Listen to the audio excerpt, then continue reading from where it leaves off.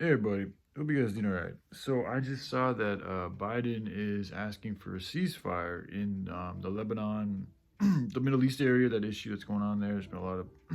He's asking for a ceasefire, which is good. I'm all about peace. I mean, it's depending on the time, but right now, with all the craziness that's going on in the world, and especially that area in itself, could use some peace to help settle things and develop some alternatives to the way things have been going.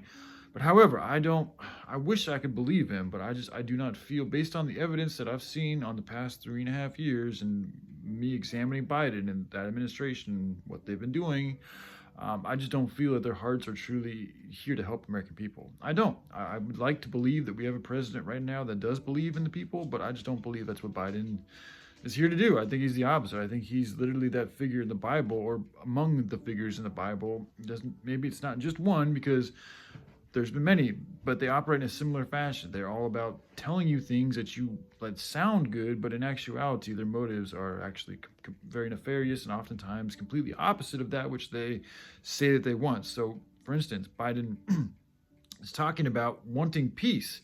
So it's like the powers that control him, they probably don't want peace at all. But they know if they have Biden go on stage and camera, the times with everything that's going on right now, and tell the American people that just ask for peace, they can do this while simultaneously still having very powerful intentions to create more chaos and death. So just don't be fooled by the faces you see in the screen. My own too. Like, do your research. Look into the facts and the fruits of these people.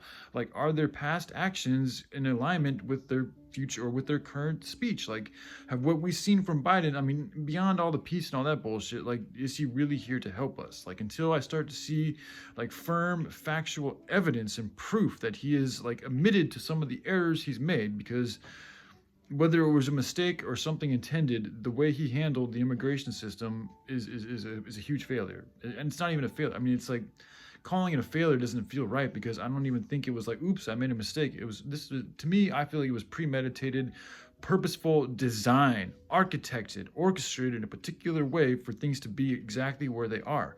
So in my opinion, he is the puppet that the enemy is using to convince the American people to go along with their fucking game, while in reality they actually want you guys to be their slaves and continue to be their slaves and continue to be miserable and to continue to buy their toxic products and to lose good connection with your soul. Essentially, is because that's what they're against, is the soul. I mean, against love, against goodness, against serious, true human decency and power. They don't want that shit. So just be careful with what you see, and don't believe everything you see. And don't, just because somebody says something doesn't mean that they truly believe that. These people are liars. That's one of their tools in the tool belt, is deceit. So just because a president, even if he is a president, even though he swore an oath on the Bible and all this and that, just because he did that doesn't mean he's telling you the truth. Or even beyond that, he may even at that moment be asking for peace, but that doesn't mean that the powers that control him and that he is truly working for actually want peace. And in fact, they can push for chaos in one area and have their other hand asking for peace, to gain people's trust, to gain more power. Because the more power and attention that you pay these people, especially when it's supporting them, like, that actually feeds them. So it's like it's a sustenance that they get, as well as it also goes into keeping their power in good. Right now they're threatened. Their power is being threatened by Donald Trump. So it's like anything that they can do to gain the people's trust, they're going to do, because they have to right now, because they know that if they don't do something, Trump's going to go in and take the office and take them out of power, and they're going